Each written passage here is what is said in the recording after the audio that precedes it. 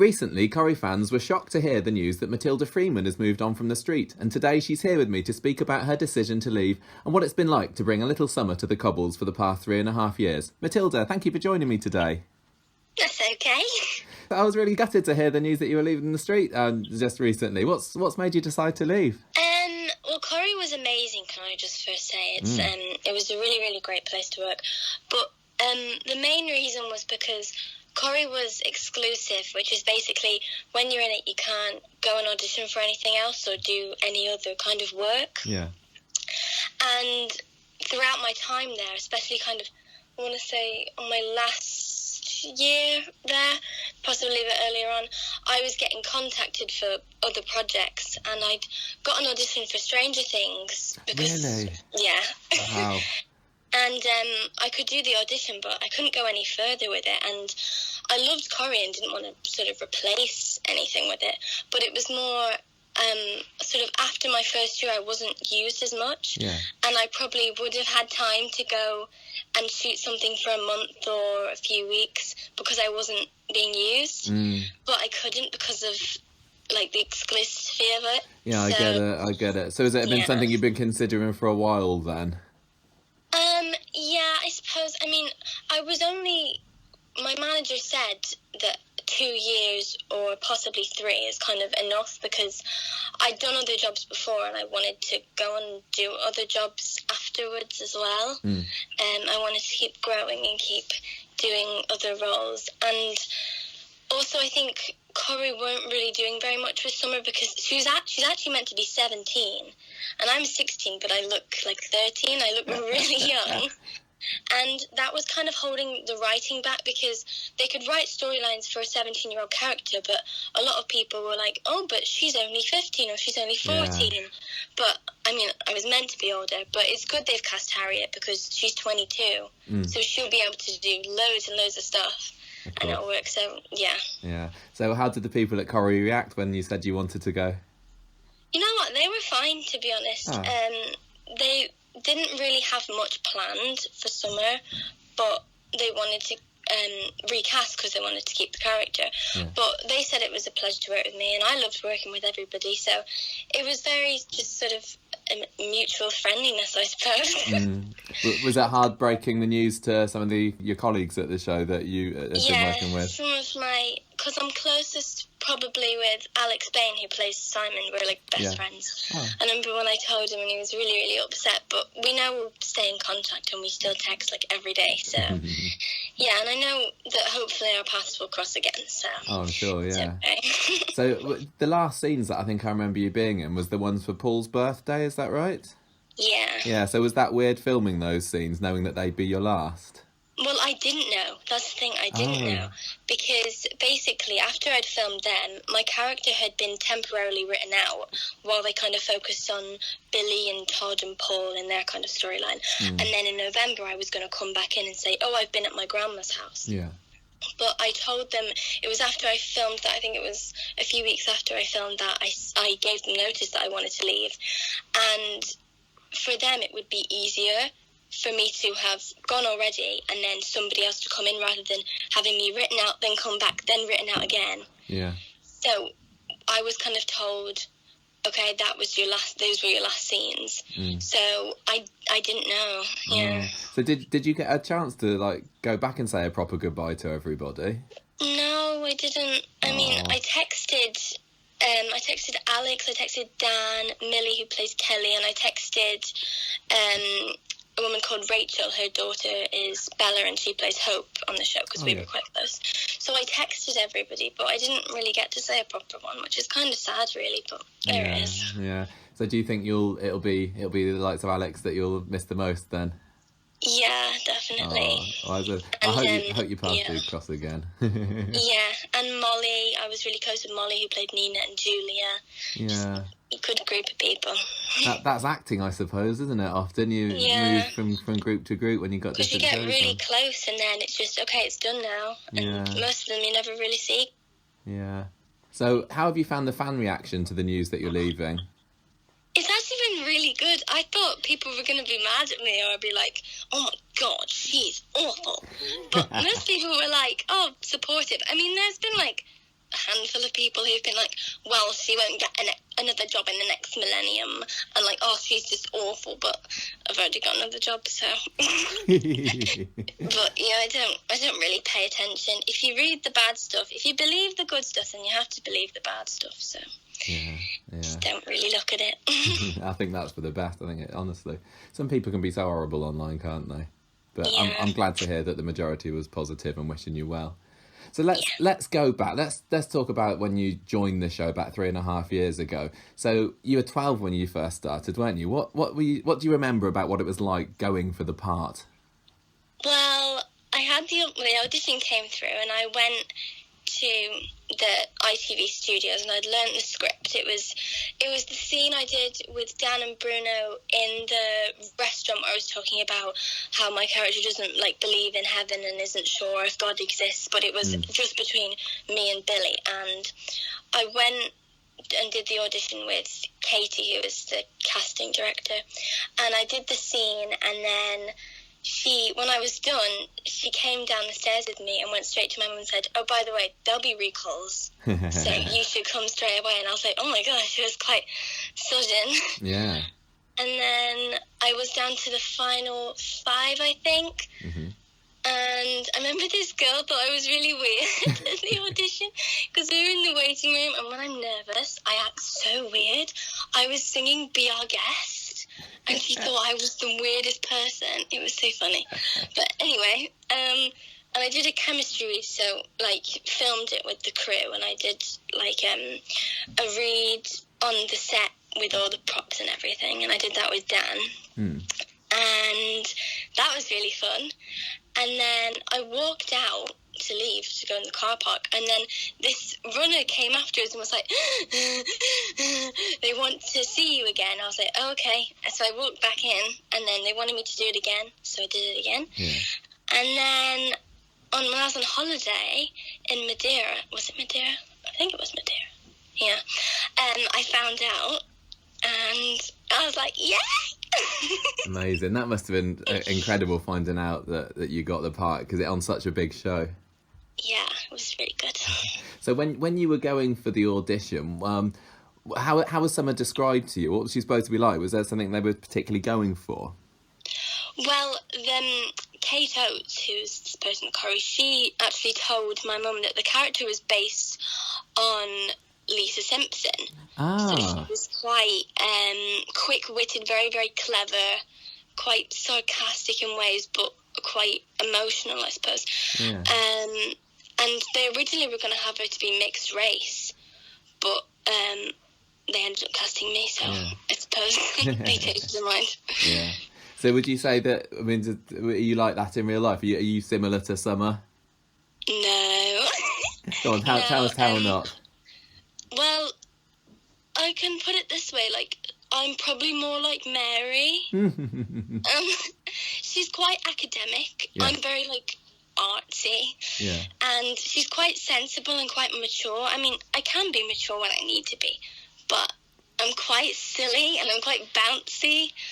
And I'm really clumsy, like, it's kind of embarrassing. But yeah, I'm not like her, but it was fun to play a character who was so different. She's like my mum. Oh, I see. Like, she's so much like my mum, so. Had you played characters similar to Summer before?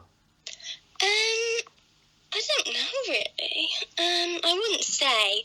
The characters I played before, I've done a lot of sort of sci-fi kind of stuff before, like people sort of covered in blood and killing people. And so, yeah. And how old were you when you were doing that? 9, 10, something like that. I did this film once where I had like a knife, I had to cut my own face. Oh my gosh. And then I had to bang my own head against the table because I was this like little psychopath. It was really great fun, actually. I need to find a copy of that, I do. So, was being in Corrie a particular ambition of yours? Or, I mean, had you even watched it before? I hadn't seen it. My nan and my granddad, they were massive fans. Yeah. My nan, she passed away a couple of years ago, but she got to chaperone me around on a few days, which was nice because she got to meet everybody.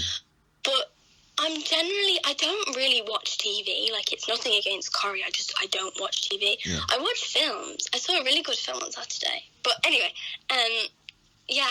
So I hadn't seen it, but I knew how big it was, and I knew how well received it was, because I had friends who would be like, "Oh, I can't call right now. I'm watching Corrie." And I was like, "Whoa, this is like a massive part of so many people's lives." So. Yeah. It was exciting to get, like, knowing how big it was, despite not have seen it. Yeah, so I suppose you weren't, that would have helped in a way, that you weren't starstruck when you went there, because you didn't know who they were necessarily. Yeah, I mean, I got starstruck once, but who was that? Go on, you got to tell us now. So Sophie Thompson did a few episodes. Yeah. But Sophie was in Harry Potter, and she's Emma Thompson's sister. And I remember being in the cafeteria just eating my food, living the life. And she walked in, and she was dressed like a hippie, which is how I dress. So I was like, oh my God, she's like me. And I saw her, and she was like, I was like, oh my God, and I started crying. And I was like, oh my God, that's Sophie Thompson. And Victoria, who plays Angie, she was sat next to me. She was like, quick, I'll take a picture with her in the background. I was like, no, that's creepy. But yeah, and then after I got to meet her, and she gave me a hug, and she smelled really nice. That's so random, but she was really nice. Oh, good. So, how did your gran feel when she heard that you got the part, considering that she was such a big Corrie fan? My mum texted my nan, and she was like, Matilda got the part, and she went, oh my God, like, that was literally all she said. And she was like excited but like nervous, but because I told my mum, was like, oh my God, this is going to be so much stress, and my dad was like, oh my God, and my brother didn't care, but that's brothers, I suppose. And fun fact about, this is kind of embarrassing as well, but the day I found out, because I was on holiday, we had like a little apartment room, and there was a balcony, and my dad and my brother were in the room next door, and they had a balcony, and there was a wall separating them, but there was a little slit at the end of the wall where you kind of see around. And to tell my dad, I tried to fit through the wall, like get around the wall, and I told him, but then I got stuck in a wall. So that was a bit traumatic, but I survived. I lived. Thank goodness for thankfully. That. Yeah. So what was the first day on set like then? I remember my mum and my chaperone both came together, because I had a chaperone called Sue who was lovely. So she'd take me when my parents couldn't take me there. And the first scene I did was in Roy's Rolls, and it was a scene where I've got like the origami, and I did it with Shelley and Dan and a couple of other people. And it wasn't the first one on screen, it was the second scene I was in on screen, but the first one I filmed. And I remember I wasn't nervous, which is weird because I'm a really nervous person. Like, I get all nervous, but I was just really excited, and it was just really fun. I remember going back into school, and people were like, oh, how was it? And I was like, it was so fun. And I was like, I can't wait to keep working here, because it was a really lovely environment. So yeah, it was really good. But speaking of school, how did that kind of work, with you working on Corrie and still carrying on your education at the same time? Well, I'm homeschooled now, so that's not a problem anymore. But when I was there, so there was a tutor on set called Terry, and he was wonderful. And basically, so when you were there, you'd either have a half day or a full day. So a half day, you'd film for half a day, and then you'd go home and go to school. So on a school day, you'd just spend half the day at work, then half the day at school. And so as long as you were at school for at least 3 hours, that was fine. Schooling was covered. And then if I had any catch-up work, I'd just do it as homework, or I'd go in the library at lunch and do it then. But on a full day, we'd have to tutor for 3 hours while we were there. So we'd go to school and say, okay, these are the lessons I'm missing. What are you doing today? We'd get all the work from those lessons, and then in tutoring we could do them on set, or whilst waiting before we go into a scene, or after, or etc. So it worked out pretty good. Would you say that your life was able to stay relatively normal, or has it completely changed your life being in Corrie? Well, I've been acting since I was 9, so sort of I wouldn't say it particularly wasn't like normal, I suppose, but like it was, I don't know. But because when before I'd done Corrie, because I started filming in Easter, and the previous October I'd done a film and I was out of school for a month, and then I went back to normal. So I think when I wasn't filming, my life was pretty normal, but I would still be like having sort of auditions and things. So I suppose acting kind of always was the normal. Yeah, I guess. Yeah. I mean, have you been recognised more in the street since being Summer? Yeah, definitely. I remember the first time I got recognised. It was so embarrassing because I'd been at a sleepover, and I have like when I wake up, I have like awful hair because it goes from like curly to really frizzy. I look like an angry llama. And I had my pajama bottoms on, and I had a jumper on, and these horrendous socks that didn't match. And I was walking my friend's dog, and we were just going to like a little corner shop, and these two people were staring at me. And because I hadn't been recognised before, I thought they were just making fun of my outfit. So I just kind of stared at them back, like, what are you looking at? Yeah. And then they came up to me and were like, excuse me, are you on Coronation Street? I was like, oh, yeah, sorry, I stared at you a bit funny. And they were like, oh, it's okay. And then I couldn't stop laughing. But yeah, it was weird at first, but it's actually quite nice meeting people. So. Yeah. I mean, do the guys at Coronation Street prepare you for what it's going to be like? Not really. I don't know. I remember like some of the other kids would kind of tell me stories. Like I remember Elle, who plays Amy, told me once that like she was walking down the street and this dog ran up to her and bit her. And the owner went, oh my God, my dog's bitten a famous person. And she's like, your dog just bit me. So, I mean, I think it was more sort of cast members would tell me sort of little stories and things. And I remember Dan told me, like, he was eating some chips and someone was trying to film him. And he went, what on earth are you doing? He was like, if you want to film me, at least ask. Yeah. But yeah, it was mainly cast people who kind of gave me tips. Cool. So speaking of people of the cast, I'd be interested to know whether there's anybody that you've worked with on Coronation Street that you particularly looked up to or learned from while you've been there.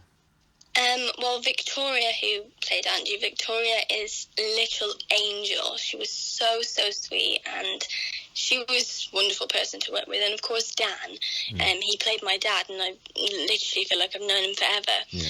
And I remember Connor, who plays Pat Phelan. He's probably the nicest person I've ever met. He's great, isn't he? He's so wonderful. And he taught me how to get in the zone. So what he does is he gets his hands like in a spider shape, I suppose, and he taps on his head, and he'd be like, oh yeah, that's how I get into the zone. And I started doing it, but I have fingernails, so it kind of hurt my head, so I stopped doing it. But he was always like, it's okay. And he'd be like, if you need a breath, take a breath. Like, he'd always be like, you need to be in control. If you're not comfortable, you say you're not comfortable. Like, he was really great. And I remember at the soap awards, I was really like boiling hot, and I was getting a bit like anxious, I suppose. And he came up to me, he's like, are you okay? Just take a breath. He was very, very good guy, very supportive, so I really looked up to him. Yeah, I remember at the time wishing that Summer and Phelan had more scenes together, because the ones that you did were great. I remember there was one where, do you remember some dodgy guy was going to pick up Summer in a van, and then Phelan comes along, and it's a shame that they didn't go down that route a little bit more with their relationship, I thought. Yeah, because he was just so much fun to be around, and he was amazing to work with. I mean... He was a wonderful actor. So, yeah, it was great. Cool. So what have been some of your favourite scenes to do on the show over the years? Well, I love doing the party scenes because, okay, I'm just going to say it, there was loads of food and I literally got to eat all of it. It was delicious. And all the extras were there who were our age, and they are angels. I love them all. And there was this girl called Hannah, and I started calling her wifey. And we were like, yeah, we're going to get married. We were in a crazy mood that day. I remember I was like, I don't know what was up with me. I was all bouncy, and I was like, okay, I'm going to give everyone advice on their horoscopes. So I was telling everyone about their star signs. And it was just really fun. But then the scenes came out really nice, and we got to kind of dress up a little bit for that, so that was fun. And I liked doing the Spice storyline where I was dying. That was really fun. Did you find it was difficult to do such a a hardcore story as that? Well, at first I was really nervous, but I I don't know, like, I feel like the more I sort of looked into it and read about it, and more it was, and a lot of it was because kind of the pressure of, because at that time Billy and Todd had broken up temporarily, and her friends weren't being very nice to her, and she'd lost her dad, and I feel like a lot of that I could connect with because I did get bullied quite badly at school, and there were a lot of things, despite kind of doing the spice, what kind of led up to it I could connect with, so I wouldn't say I found it difficult, but it was definitely something I could connect with emotionally. Yeah, I see. And now it's over, you're moving on. So looking back on your time at Corrie, what would you say that Summer has added to the show? What's the legacy that you're leaving? Oh my gosh, legacy. I'd say she's probably quite a contrast to the other kids, because a lot of the other kids tend to be, a lot of the other sort of child characters, a lot of them are quite sort of, some of them are quite rude, some of them are quite arrogant, but I think out of all the characters, she's probably the most sensible and probably the kindest child, because a lot of the time they'll sort of need a lot of these kids to be sort of overconfident, so then for storylines they can get into sort of bad situations. For example, it's good to sometimes write the characters like that because they can end up with good storylines, but I suppose that was kind of also a problem with Summer because she was so sweet and so sensible. A lot of the time she wouldn't really find herself in too much trouble because she was so sort of well behaved, I suppose. Yeah. So do you think that that Harriet is going to be trying to keep the same characteristics as in her interpretation as Summer? Yeah, I suppose so. I really want her to make it her performance. So, I mean, of course she should take things that the character has already kind of sort of been given and things I've added to it. But I just really want the character, for her to kind of take ownership of the character, and I don't want her to be sort of nervous or like, oh my god, it's massive shoes to fill, because it's her now, and it's sort of her opportunity and her chance to kind of make the character her own. And of course, don't completely rewrite the character as some, like, I don't know, rapper or something, but I want her to kind of give her own-ness to it. If you could give her one piece of advice for taking over the role of Summer, what would it be? I think I'd say that she will know Summer better than the writers, because sometimes writers will do a block of episodes and will sort of, they'll write kind of episodes in blocks, because there's not one specific writer, there's lots of different ones, and some writers will have never written for Summer, and sometimes they'll write a line that you might think, oh well, they wouldn't say that, and and I've learned that from a lot of adults, like Connor, Jack, P. Shepherd and Dan. If they're reading scripts, they'll say, well, my character wouldn't say this, but he'd say this, because they're the ones who've played the characters. They play that character every day. They know the character better than anybody else. So what I'd say is that she should go with her gut, and if she thinks Summer wouldn't do a certain thing or say a certain thing, she should say it, because at the end of the day, it's her face on the screen, and it's her people who will talk about her and say, well, why did the character do this? And it's her face they're looking at. So I think it's important for her to take ownership of the character. Yeah, no, totally agree. So you've got a job that you're moving on to now. I'm glad to hear. Are you allowed to say anything about that? Or is it still a bit hush-hush? I can. I've signed a non-disclosure agreement. So we just have to keep our eyes open for that. Yeah, it's going to be very exciting. It's quite big, yeah. Well, it's going to be good, I hope. Do you want to like flip between roles and try lots of different things, or are you hoping to get something else that's, you know, more long term like Corrie was? I definitely want to do lots and lots of different characters.